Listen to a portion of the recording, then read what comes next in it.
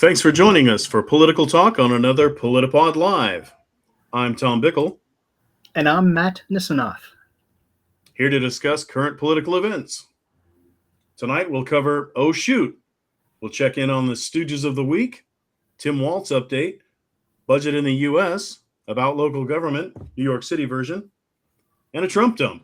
We'll also have our segments International News and local government. So, let's start, Matt, with disturbingly timely Oh Shoot.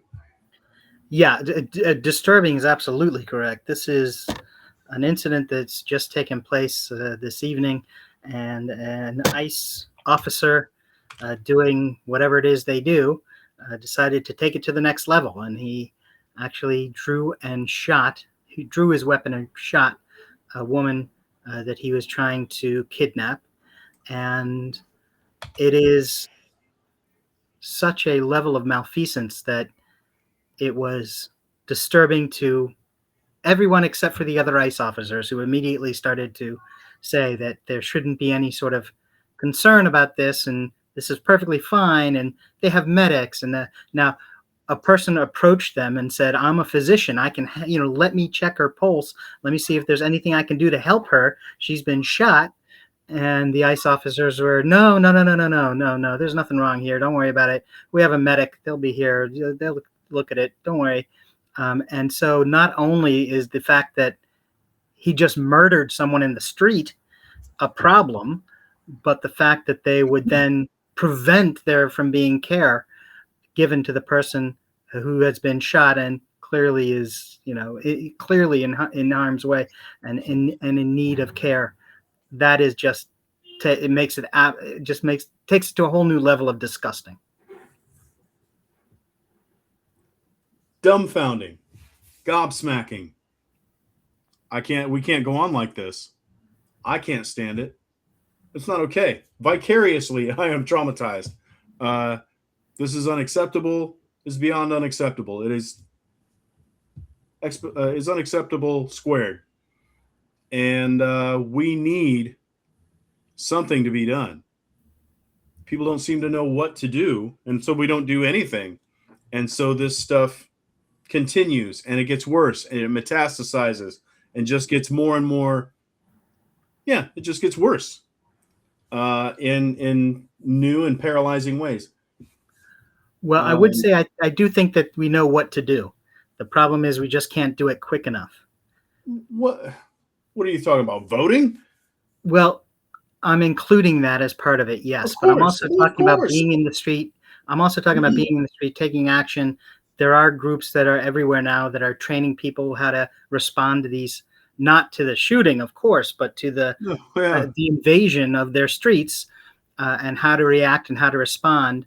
And so they're literally, they're also training the immigrants in their neighborhoods how to act and what to do in response to these things as well. So how can they be safe? Saying to them, here's things you can do for you to be safe from what's happening. So there's a lot going on. Even an immediate response to this incident in LA and in New York, where there were protests that immediately occurred in response to join the people in Minnesota. Here, in New York, I know that there was a 6:00 call for people to come out to Foley Square and join in that protest. So this is not something that's happening in an absence of any sort of a response. Okay. There is a response. I'm pretty whipped up, and I think we've discussed this before. I may repeat myself. I'll try to do it briefly. People are being told to don't open your doors, demand a lawyer, and don't incriminate yourself as they're being beaten into the asphalt, being shot in the face. Tom, even more so, they're being told make certain that make certain you're not meeting at the places they expect you to be meeting. Yeah, Make certain yeah, you're with other people, so you're in a group when yeah. you're going somewhere. Hide. Yeah, absolutely. I'm just pointing out the insufficiency of it all. Yeah, people are doing good things, and I'm not mad that people are doing good things, but it's just so not enough. We need more. We need drastically, exponentially more than we're getting. Um, if if Congress or the judiciary cannot restrain the executive, the only thing left is the people. That's going to be just awful for everybody. There's no good way for that to go down. I don't want to see that happen. Congress could get together today right now if they wanted to, and act. They could impeach these people. They could cut their funding. Hey, whatever. I don't know. They could do things. What are they doing? I don't know. I mean, I see them on social media. I see my representative. He's saying the right thing. He's saying things in the correct direction on social media. Is he said, but we can't go on like this till the midterms. Even if Right. it stayed at this level of effed upness, its current level, untenable, unacceptable. Unacceptable. We can't go on like that. And it's not just going to stay there, Matt. It's going to get worse tomorrow. And especially if we don't do anything about it, it's going to get worse. If there is not action on this, if there's not justice seen to be done on this, and it's not going to happen. Do you think this is, in my cynical heart, it seems obvious to me, I could be wrong, that they've been egging this on for a while. They've been provoking this for a while. Somebody around the end of the year said, hey guys, we got another 10 and a half months to beat all the coins out of this piñata. We better get started now. They're not mollified by their recent setbacks. They're emboldened. They know it's going to slip through their hands if they can't cheat their way through the next election. And so they're pushing everything. World War III, murdering innocent American civilians in the street. Not that it's any better if this was an immigrant, but at least that would be more on brand for ICE, harassing and injuring immigrants, which is what they seem to want to be seen to do. But anyway, they're murdering Americans, and we need anyway. And so if politicians don't get together and use the power we invest in them to represent us, then the people will have to do it. And you're going to see riots. I wish you could just say we're going to see peaceful protests, but if they keep mowing us down at these peaceful protests, it's not going to get anything done. We need Congress to act. If it falls to the people, it's going to be messy and inefficient and regrettable.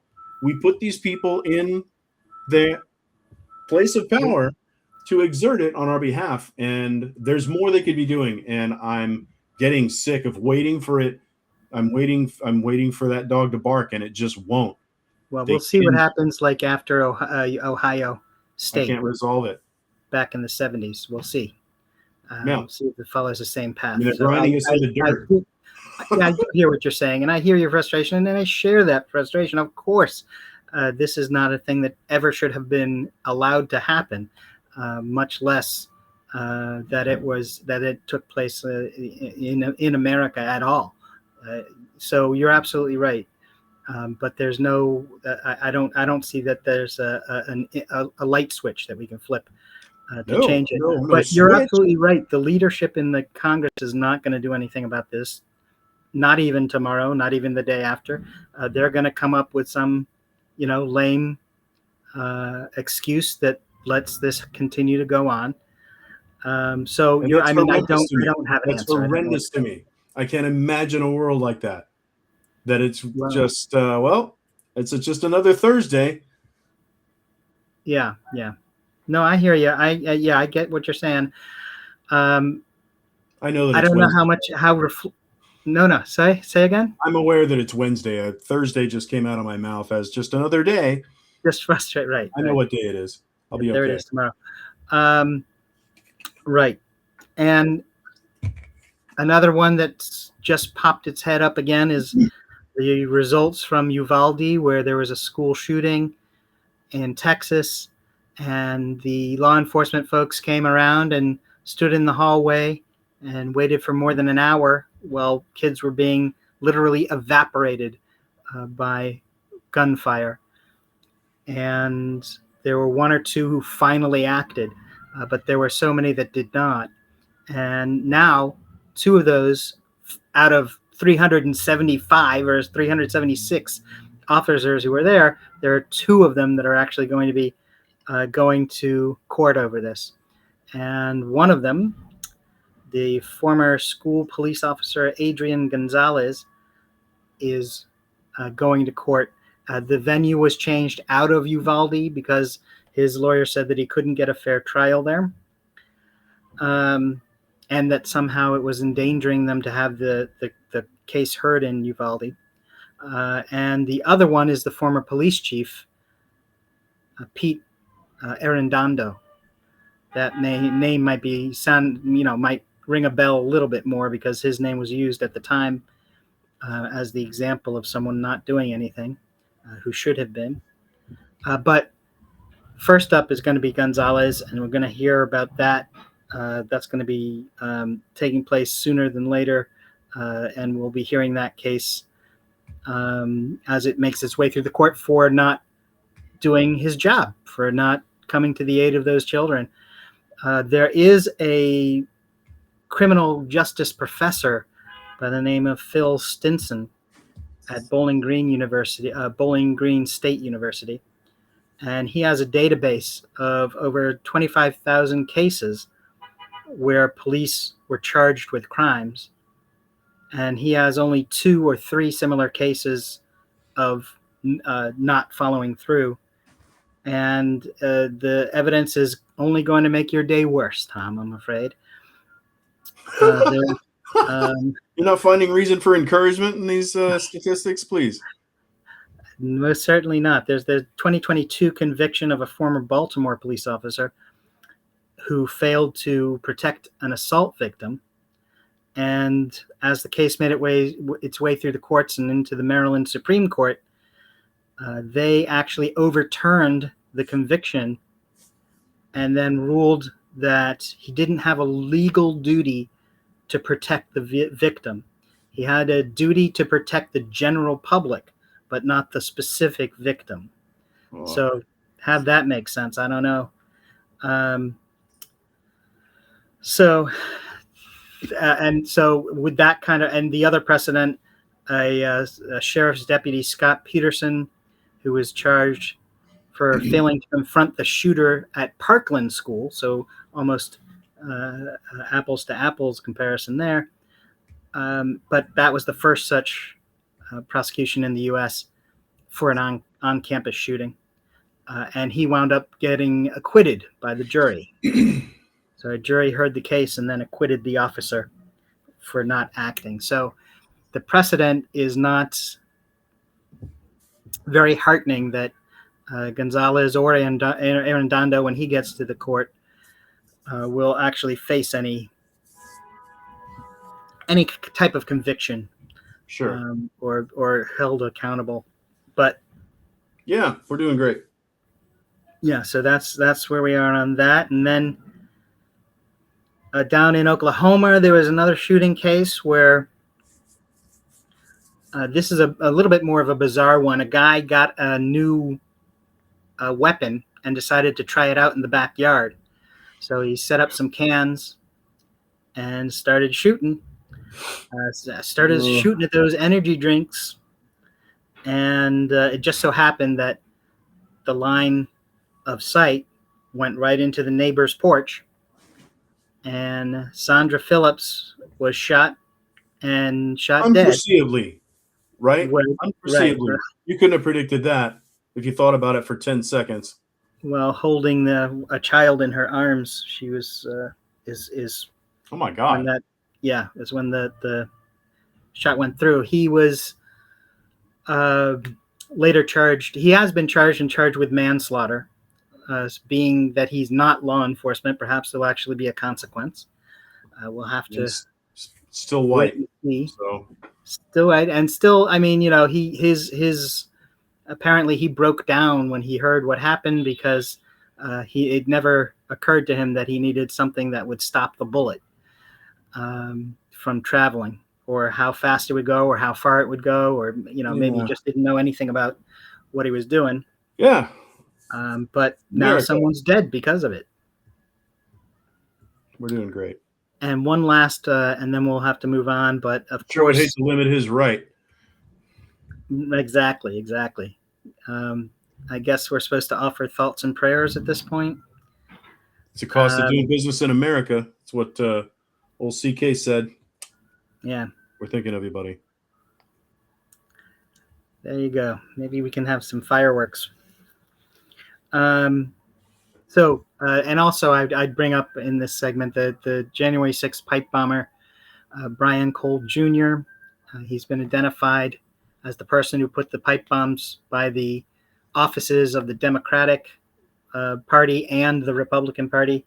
And apparently he's, though he is more of a conservative-minded guy, apparently he wanted to make a statement about the political parties being the problem, and he was going to blow them up good.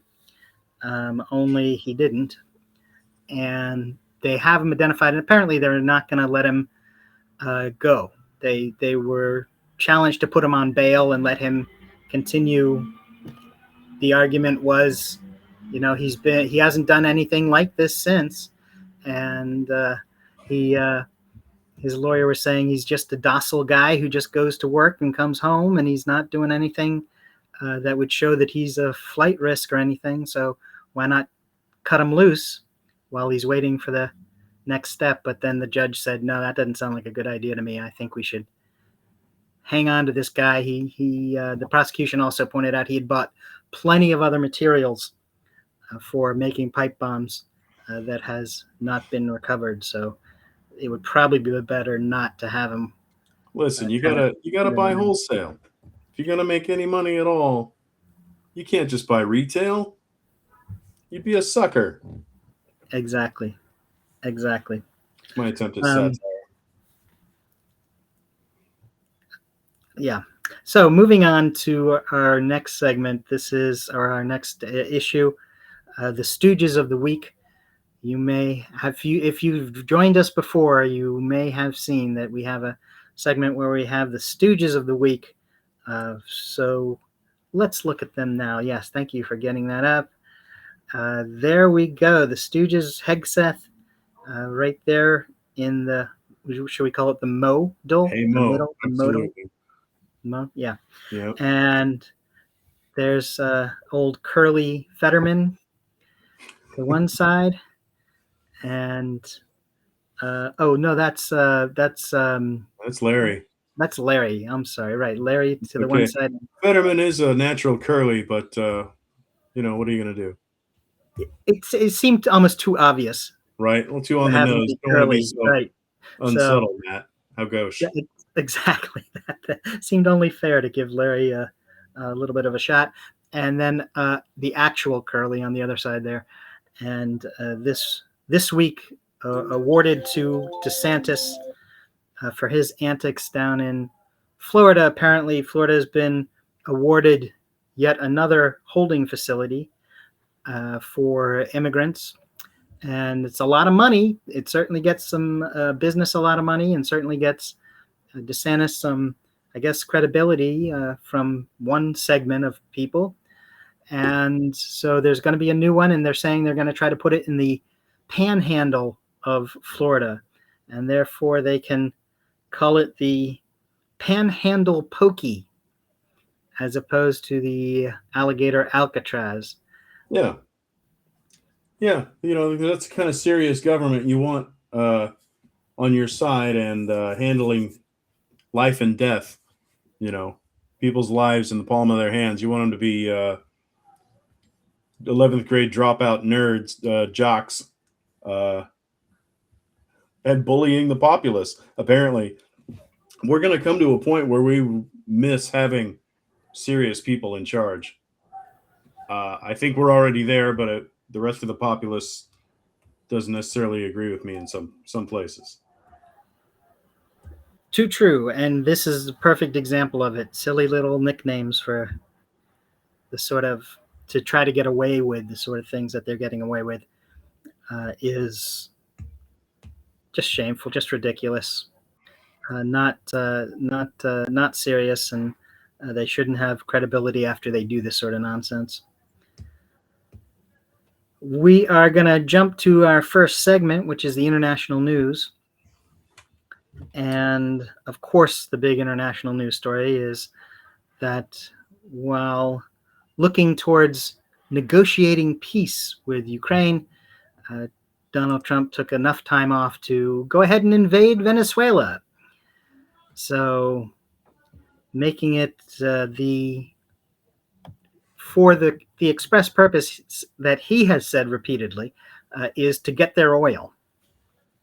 Now, his lackeys all run to media sources and give explanations of there being weapons of mass destruction and the war on drugs and the importance of yada, yada, yada. But Trump himself consistently says, no, this is about the oil. We want the oil. We're going to get some. We're going to maybe sell some off, and we'll be in charge of the oil for a little while, see how that goes. And the history of that is that once upon a time, Exxon had the oil and was doing quite well for itself. And they were abusive enough that eventually there was an uprising. And in fact, Hugo Chavez was elected the president before he went on to do his horrible things. But what he did do that was not so horrible was he nationalized the oil fields, and all of the money that came in, because Venezuela is the largest resource holder of oil in the world, even more than OPEC, other OPEC nations. And then he took the money that was he took the profits from the oil and then just put it into social programs, put it into things that actually mattered to the people of Venezuela. And there was a very popular period of time where people were actually taken care of. And that was, it went very well right up until Chavez died and Maduro took over. Maduro was not the same, charismatic type of guy who was who is or was an amazing leader who was able to run things well, and production has dropped dramatically. At one point, it was something like 3 million barrels, and then recently it's been 1 million in comparison. They're saying that the part of the argument that the conservatives are giving as well, it's that's the problem. The problem is that the old machinery is not being kept up like the oil companies would keep it up, and so it's all their fault for not having letting the materials run down as far as what does the job. So this is part of the plan. The plan is we're going to get the oil guys back in, and they'll do well. They'll get everything back into production like it should be, and we'll have more oil. And isn't that excellent? But they're also the ones who ran the country into the ground so that they wanted to wind up taking on Hugo Chavez as their leader. So where are we going with that? And also, who do you think is going to they're going to bring in Exxon. They're going to bring in the guys who had it before, right? Well, those guys have all gone off to Canada and have been pumping the oil out there.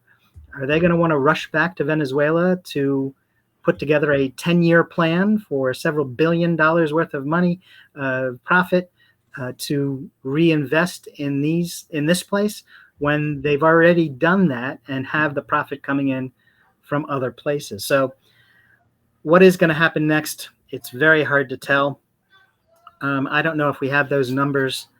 Do we have those charts of we may not, the oil production over time? Sure. Oh, there you go. Yeah, so average daily production, as you can see, 2013, 2014, the highs, and then moving down all the way to where we are now, which is under a million. So now you see what the problem is. The largest oil fields aren't doing enough, you know, from a certain perspective, and they're really doing all of this just to help us by being able to return the good old days of yesteryear, which weren't. So I don't know what you think of Venezuela. Well, I'll tell you, you said a lot of things I was going to say. Um, in that, let me walk through it in my own way, and I realize I'm going to be a little redundant, so I'll try to be brief. But um, the idea was to come take the oil. Okay, first of all, that's illegal.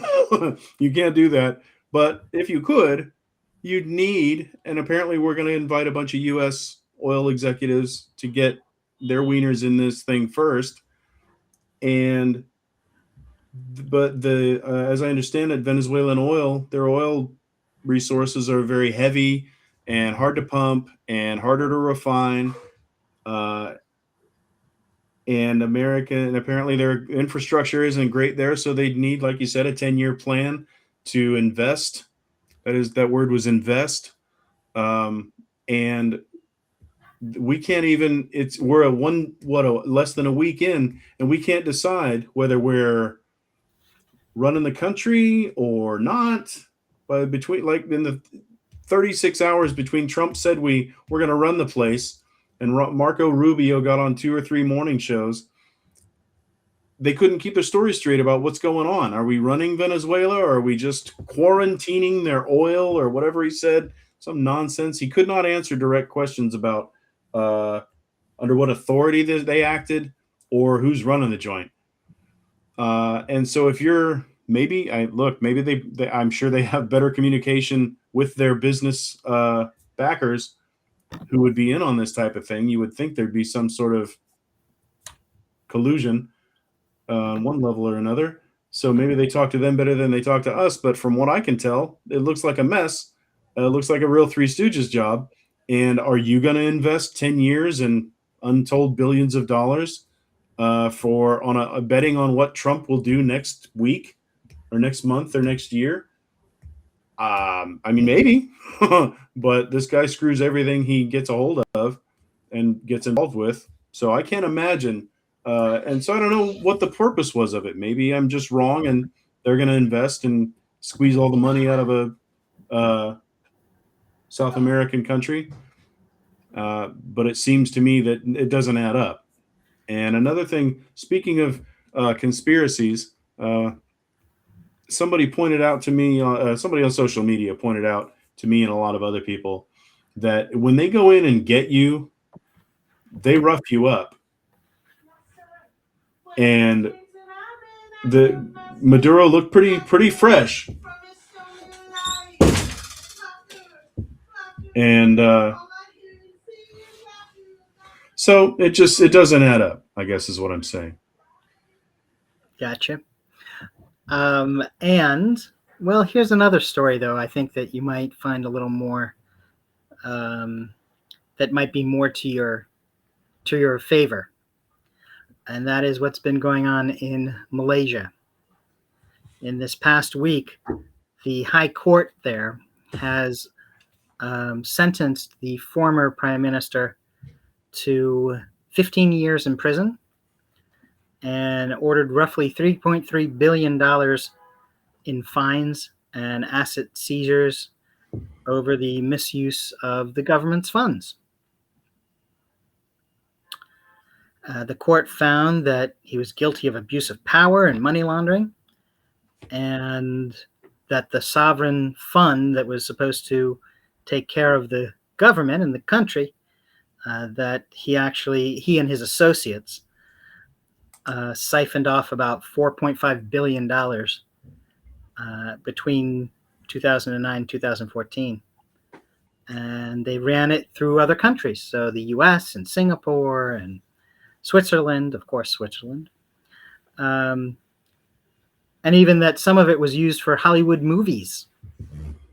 If you remember The Wolf of Wall Street, part of the funding for that was through this guy's corrupt money laundering, uh, perhaps appropriately. Right, I don't, on brand a little bit there. yeah, I don't, yeah. And also Goldman Sachs was in on it. So they've also are facing billions in fines for their involvement. Nothing will happen. They'll be up and running again next week. But this guy will at least be imprisoned. And this is on top of a current sentence that he's already serving until 2028.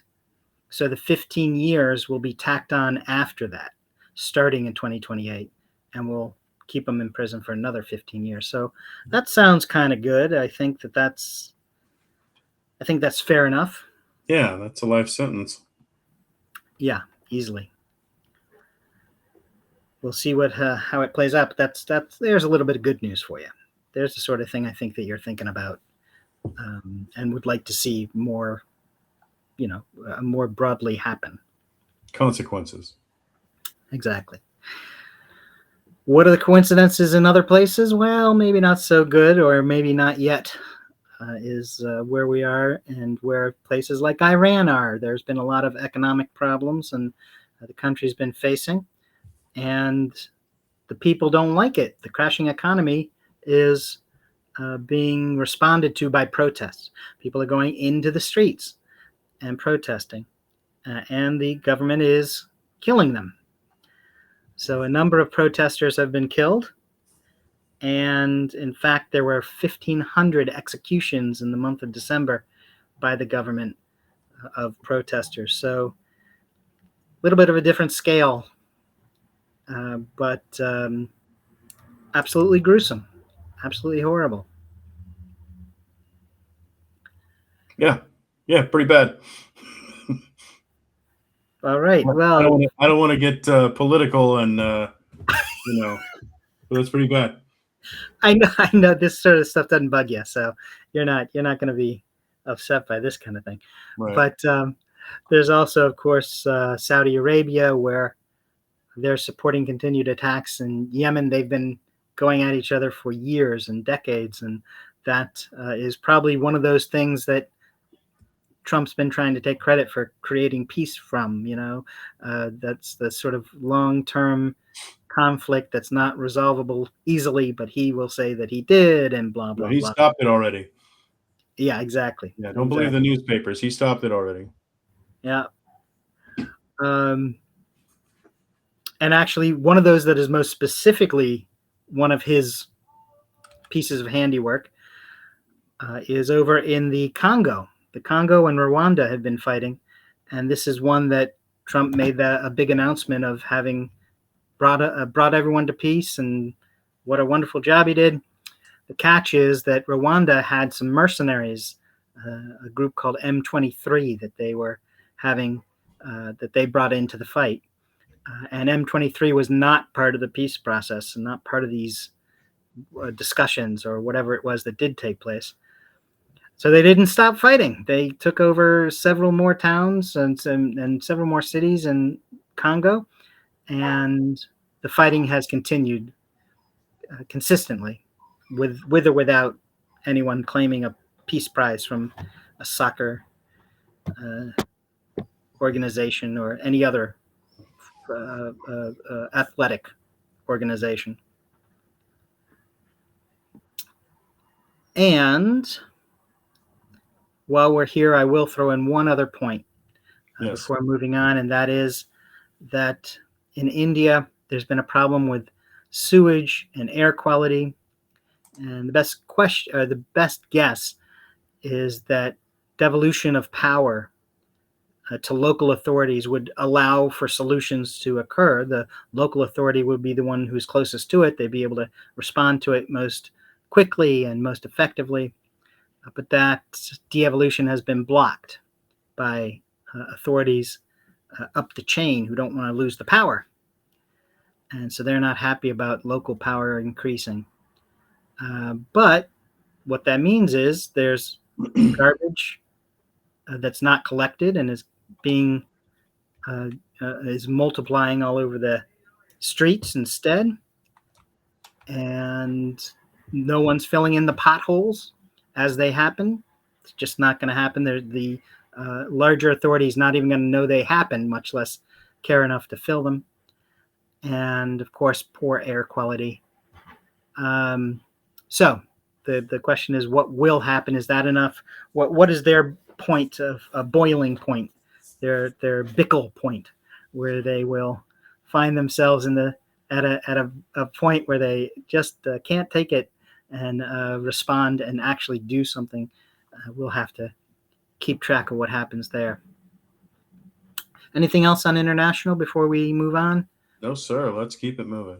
Let's do. We are moving on to the issue of Tim Walz up in Minnesota. Now, this was something we had talked about before the other incidents occurred, but there was a story. The big story before today in Minnesota was that Tim Walz, as governor, was not going to run for a third term, and perhaps that's in a result of the backlash from the story about child care fraud that's allegedly happening. But that's also interesting because the child care fraud is something that's been investigated for something like 10 years. It's actually Biden's Department of Justice that carried out prosecution of over 90 people related to the issue. So the ones who have actually been responding to it, or who have actually responded to it, are the Democratic officials while in government. But now it's a big story, so everyone is very concerned, and there's all sorts of actions that Republicans now are preventing any funding to going to Minnesota over for childcare because of a situation that's been there for 10 years that they just choose to not follow what's happening.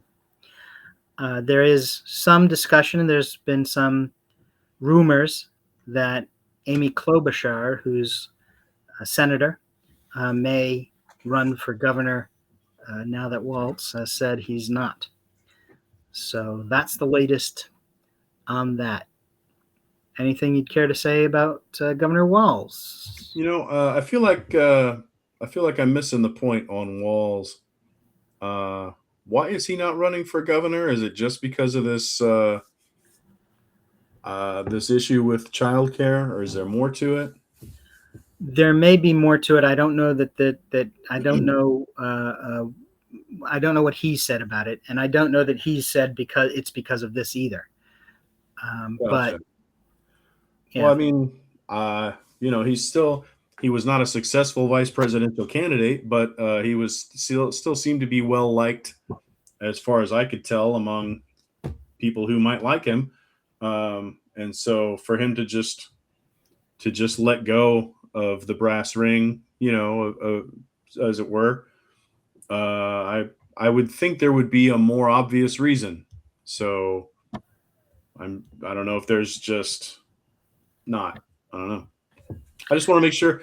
Sometimes I miss some coverage, and there's like an angle to a story that I did not see at all. So I thought I'd check. Fair enough, and a fair question, and we should find out as well if there's not something that we're missing that he is saying or others are saying, because you're right, the timing of it certainly makes it look like it's related to the Republican nonsense. So yeah, which is, I understand it as partially manufactured and totally overhyped. Fair point. And that brings us to our next issue, which is not overblown or nonsense, which is the budget. And in this case, the budget of the United States. There is an issue going on because of what's happening in Congress, how the budget is dealt with, and, will it be passed or not? And on top of it, we think of a budget as one thing, but in government, there's actually a number of different budgets.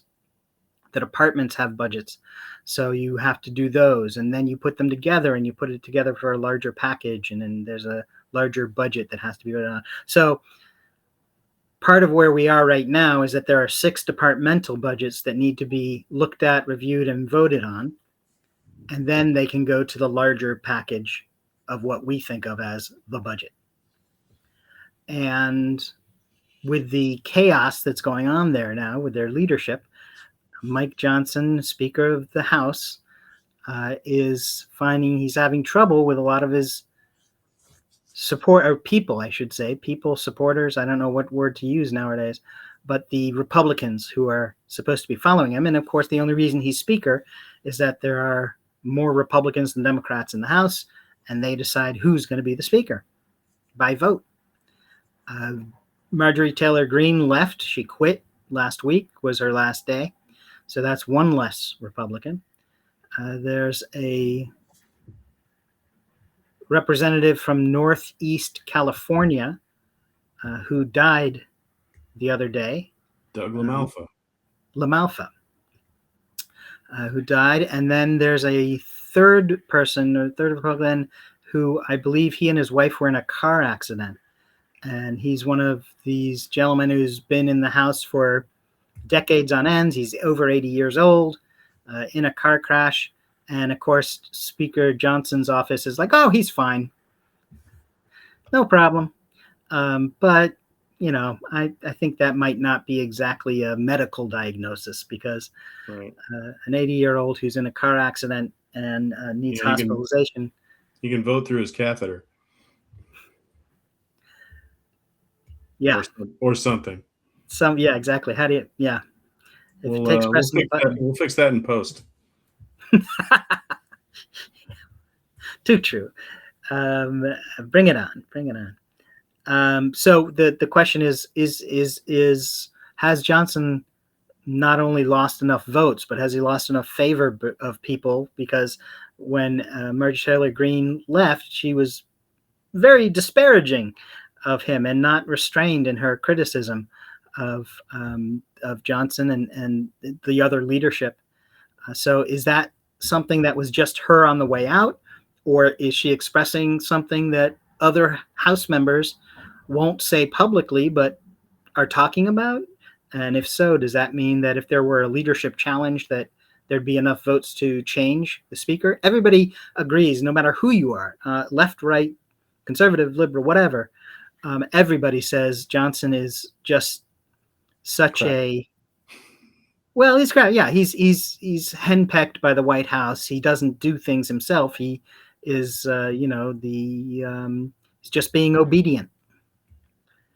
And that talks to the issues that you were speaking about earlier. You don't get things done if you're too busy trying to please the leader in a system of government where you're supposed to have checks and balances between the different branches.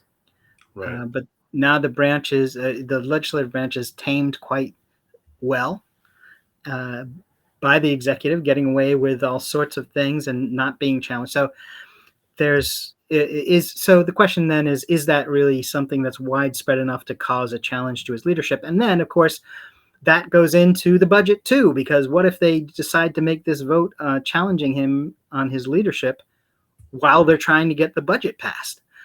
That could be, it'd be it could be devastating. It could cause a whole sort of problem with budgets not being passed and government having to shut down again. We all know what happened last time the government shut down.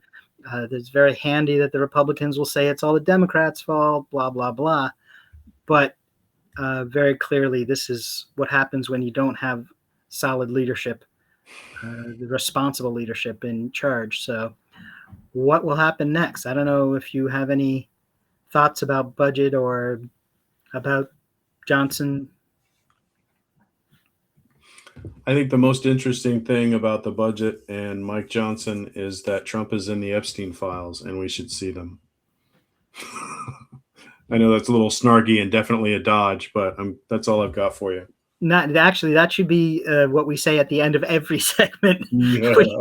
We're talking about Venezuela? Absolutely. And we should be seeing the Epstein files to help clear things up. No, you're absolutely right. That's another thing that apparently now they're saying there's. Well, let's wrap Right. up on the budget and then we'll move on to one or two things, including the dump Trump, and we can talk about it there. But there is a question of um, what the healthcare fix is, and because of, you may recall a few weeks ago that Dick Durbin, one of the Democratic senators, who had apparently something to do with ending the government shutdown. Part of what he had said at the time was, well, we are going to end the shutdown, but we're going to not address healthcare. And this will be, now this becomes Donald Trump's issue. He has to do something to resolve the subsidies expiring from the ACA. And we're putting it in his hands. And here he's got a plan. He's been talking about having a plan for years. There's always that next week we're going to release the healthcare plan. 2 weeks. Concepts of a plan. Con, Dog ate my homework. Sun was in my eyes. Yeah. We'll exactly. take anything, apparently. Even a pale pantomime of an excuse will apparently pacify us. This is ridiculous. I don't want to be here anymore. Well, and here we go again. I mean, Trump had a meeting with the Republican leadership about this and was saying to them, oh, healthcare, that's an easy fix. That's something you guys should have already done. So right. He's now saying they should have done it. They're saying he should have a plan, which he doesn't. And now he's saying things like, well, the actual fix is easy enough. We can all do that. There's one sticking point, which is the Hyde Act, which is the Republican now law. It's law now, but it was a Republican strategy to prevent federal funds from being used for abortions. And because this was so important to them, they put it in the law as the Hyde Act. And they had control, so they were able to pass it at the time. That's what happens when you vote Republican. Enough people. So now Trump is saying that has to be, you have to be flexible about the Hyde Act. You have to maybe withdraw it, and maybe, we can get healthcare done without worrying about it. And, that's the thing. Well, the thing is, the Republicans put it there because they could, and they did it because they wanted it there. And so the Senate Majority Leader, who nowadays is John Thune, Mitch McConnell is gone, just from the leadership role, so that you know. So Senate Majority Leader. Don't do that. I thought you had breaking news. Go ahead. Not the big one yet, but it is true that the leadership changed a while back, and the new guy, or the current guy, I should say, is John Thune. And so current Republican Senate Majority Leader and future PolitiPod Live Stooge of the Week says that the Hyde Act is the potential sticking point, not an easy thing to just go through. And to be fair, he was able to say it without falling over or becoming comatose. So that was different. That's a win. Okay, so I believe we are moving on here to local government, the new segment where we talk about things happening in local governments. And a big story here for the past week in local governments was the inauguration of a new mayor in New York City. Zoran Mamdani won the election. He absolutely trounced people in the primary and then went on to win a majority of the votes in the election. So on a nice cold January 1st day in New York, he was inaugurated. And actually, Tom pointed this out, I think last episode, where you had said that the actual thing happened like a minute past midnight in a subway station, an abandoned subway station. They did it there for the aesthetics. And Bernie Sanders came in and did the swearing in service and made him mayor as soon as possibly, as soon as they possibly could. 1 minute after midnight. Okay, go. And then what happened later in the day was a inauguration with speeches and doing the doing it publicly, which is what was important. It was done on the steps of City Hall. There were there was a seating section for some people, but most people were in the street. The police closed down Broadway and actually used a quadruple barrier system where they blocked off the businesses so you couldn't go into the businesses.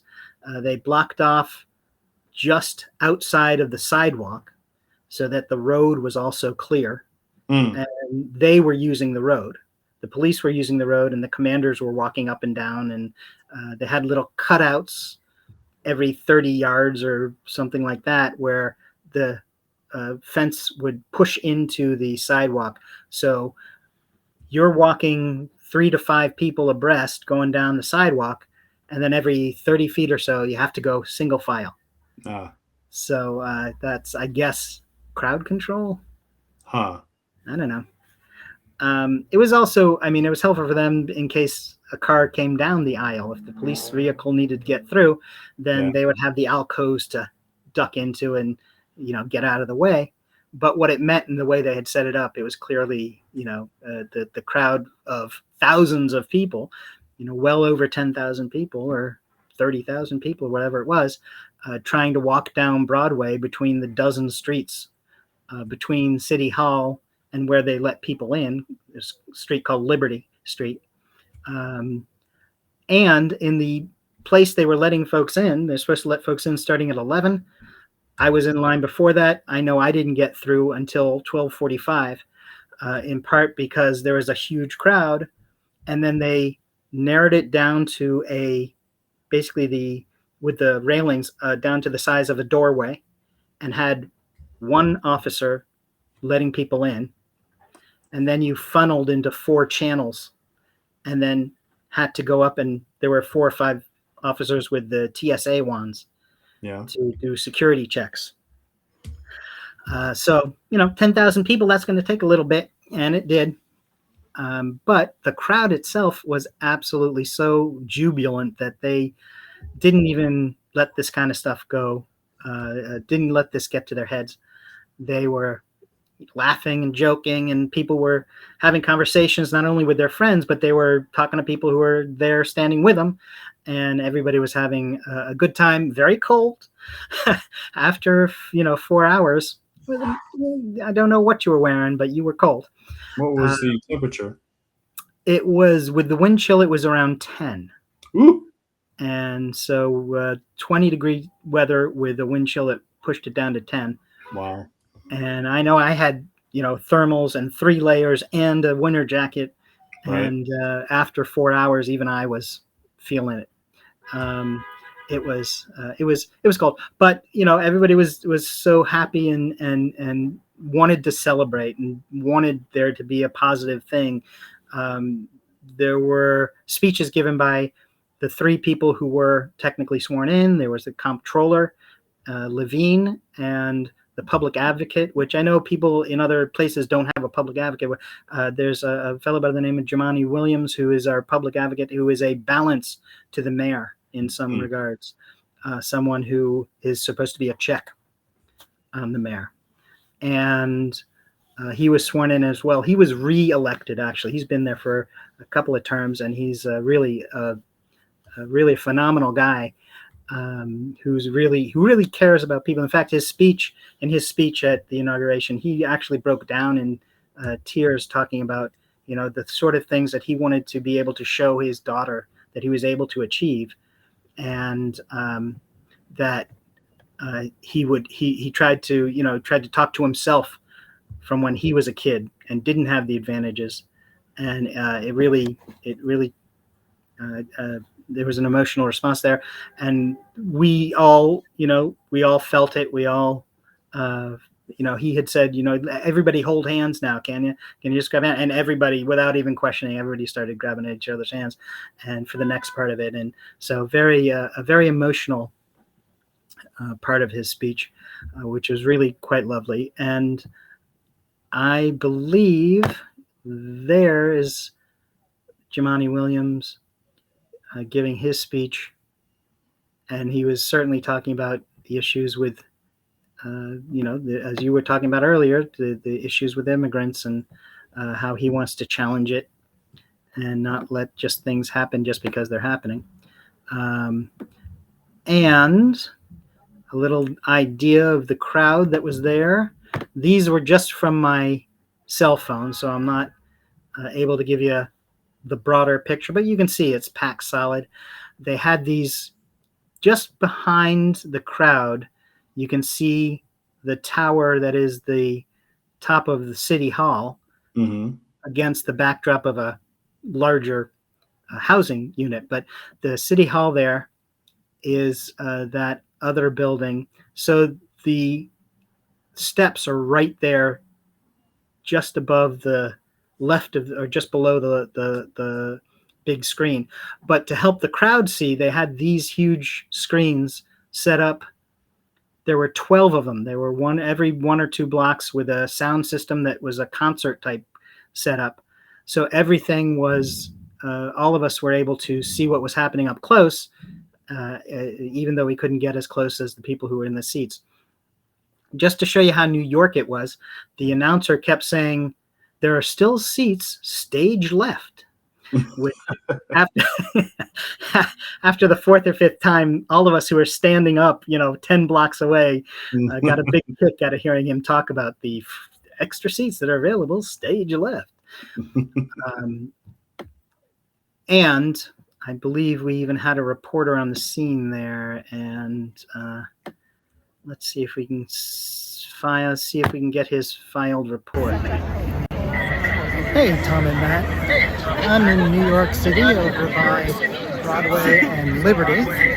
We're all set up for seeing the inauguration of the new mayor, Zoran Mondami.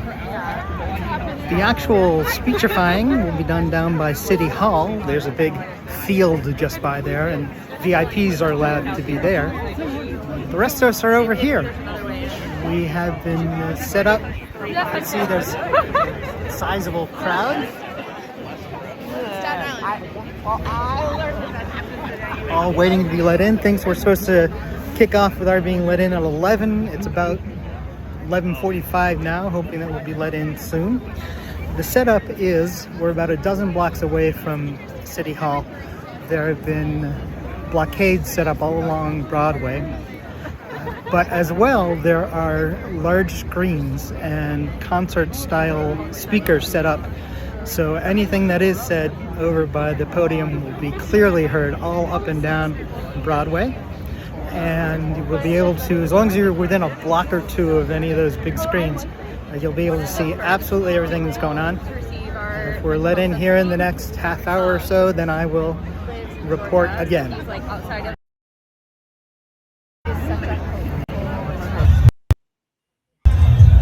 Hello again, this is Matt. Hi Matt and Tom, it's Matt. And about 12:45, we finally got in, walked all the way down Broadway. The police have set up kettle formation blockades all up and down the street. There are teams of scores of police at every block. They're certainly doing a show of force. There are even canine forces out to walk up and down the center of the aisle that they've created down the street. But there's a lot of goodwill among the participants. Folks who are here for the show are all in a very calm and good-natured, are all calm and good-natured.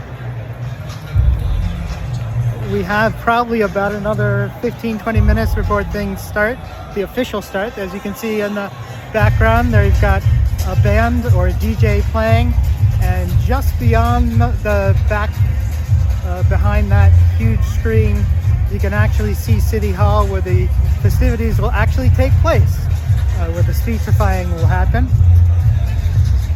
The people are being, the people are, as I said, calm and very good-natured, although it also could be that they're just frozen. It's about 11 degrees and there is a big, about 20-mile-an-hour winds, that help make it feel a little bit colder. All right. Let's see if we can bring things back.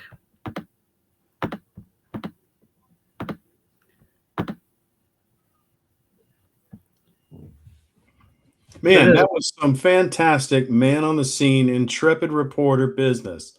I thought that was great. I was thrilled to have a PolitiPod Live correspondent on the scene. Exactly. And next time we get a mayor in New York City, it's your turn. I'm down. PolitiPod Live will fly you in and have you stay at a fabulous resort, so that you can do the expenses live. paid. Got it. But it is exactly what I've said twice now, and I'm certainly glad that I was there, not just for the recording, but also to simply hear what was being said and to hear it firsthand. Historic moment. Definitely historic. And Mayor Mandami was saying he ran on the way he ran was the democratic socialist message. He said, that's what I'm going to do. I'm not setting anything aside. You've heard all sorts of people, and both Sanders and Mamdani said, you've heard people disparage what's they're calling so radical, and it's not radical that there would be buses that work and free and are running faster than they've been. It's not radical to have childcare. It's not radical to raise a rate of the business tax so that it's equal to what's being done in New Jersey. None of the things that were actually offered were wild or radical. And although it's an easy message and that's what people are going to say, you got to actually look at what we're talking about. So he's got his turn. He's been inaugurated. It's his time. Absolutely. Can't wait to see what he does. And we'll report it here on PolitiPod Live. That's right. We got a guy on the inside, don't you know? We are going to bring. Actually, we'll do a dump Trump. I'm sorry. No, that's what Trump we want. Dump. Right. It's what we're doing is a Trump dump. What we want is a dump Trump. Right. Gotcha. I've got to start coming to the meetings. The Antifa meetings? I thought you were the president of Antifa. No? That's where I wouldn't be at the headquarters otherwise. That's right. So speaking of the Trump dump, we should certainly notice and recognize that January 6th was the 5th anniversary of the insurrection, supported monetarily and verbally by the president, Donald Trump, and those who were harmed, the police officers who not only were harmed, but there were a number who committed suicide afterwards, that there is a real cost to ignoring what happened and trying to soft sell it as just a couple of tourists who were there and that kind of stuff, which is what is going on. As I've seen it said in social media, or the regular media, the January 6th didn't fail. It just took this long to come to fruition. Yeah. It's a little cynical, nonsense. Yeah. What a bunch of crap. I mean, it ain't entirely wrong, though. Look where we are, for Pete's sake. Well, I mean, I would disagree that this is resolved, that this is something that is done. But yeah, I get your point. I see what you're saying. We're certainly not where we need to be or should be or want to be. And we are here where it's all a matter of who can grab as much money as he can, whether it's a child cancer charity or invading Venezuela in order to distract from the Epstein files. Hey, speaking of the Epstein files. That's right. Turns out there's at least, they're saying, 5 million pages of documentation. This is the 5 million pages that they also said didn't exist, and a portion of which, yet before that, we were told was on Pam Bondi's desk. But now there's 5 million pages, and there'll be another couple 100,000 pages coming out soon, sometime.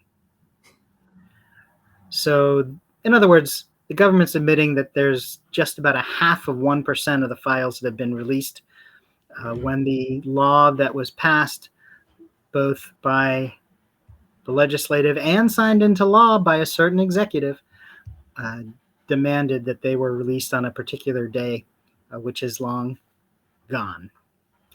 Because of that, there is a Maryland representative, Jamie Raskin, who has put together a lawsuit to challenge the delay in the release of the Epstein files. It is going through the courts, and it's the only thing that seems to work is to have things go through the courts. There's always takes forever. Absolutely. Exactly. It does take forever. It's always a delay, and it's always going back and forth. But the only thing that actually seems to matter here is what a court says. So, going through the courts, and of course, it's simply a tactic to delay resolution, and we'll see how this all plays out. The speculation of what is in the 4,900,000 pages that have not been released could be anything. I mean, there could be allegedly a picture of Lindsey Graham on the other side of the couch that J.D. Vance is fucking and rubbing up against an armoire that's behind it. I don't know. We don't know. I don't know. We're just asking questions here. Could be. Exactly. It's all alleged. Until we know, we don't know. Exactly. So, and who knows what Melania's teaching Barron and the pictures that are shown there. But maybe we'll see once they're released whether that is a thing that is true or not. That's right. So just 4,900,000 pages to go, and we'll know the answer. Right. At this rate, it would be like 12 years from now.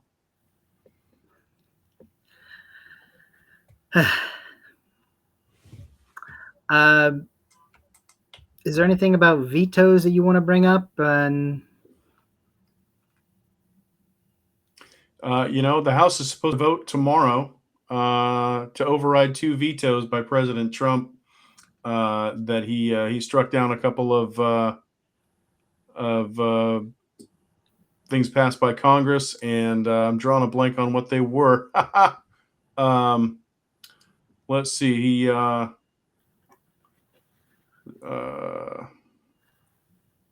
The underlying legislation would support the local Miccosukee tribe, which has been at odds with the White House over the administration's plans to build its Alligator Alcatraz immigrant detention center.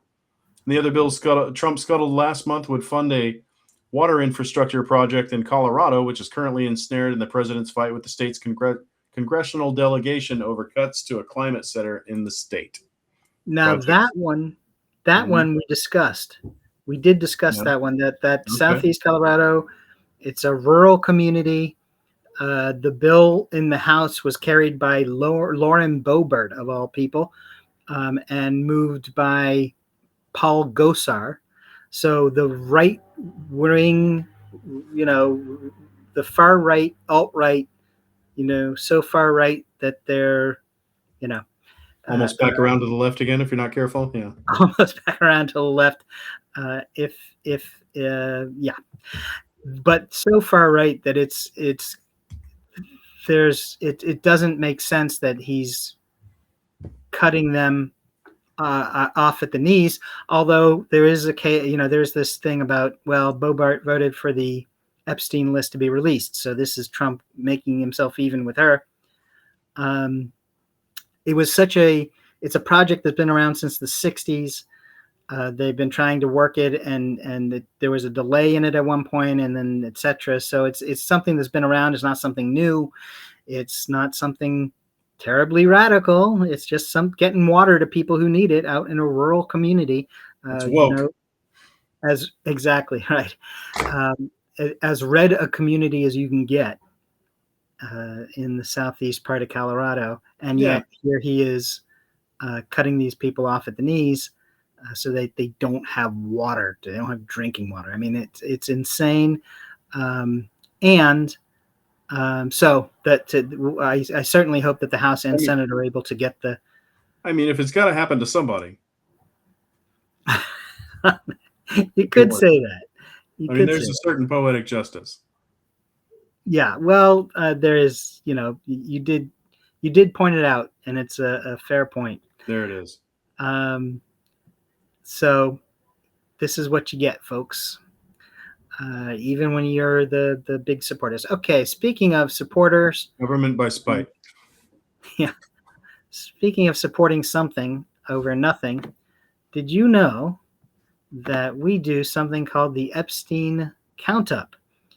And we're listing the days since the unredacted Epstein list has not been released, which includes today, which is the 3,858th day of said record. And And isn't counting. and continuing to count as until that redaction finds its way off the page. Thanks for joining us at PolitiPod Live for Political Talk. You're welcome to join us every Wednesday at 6 p.m. Pacific, 9 p.m. Eastern, right here for PolitiPod Live. If you want political laughs, you can join us and a half dozen of our friends for our monthly political comedy podcast, PolitiPod, which you'll find at soundcloud.com/PolitiPod. This This is Tom Bickle. and Matt Nisanoff saying good night.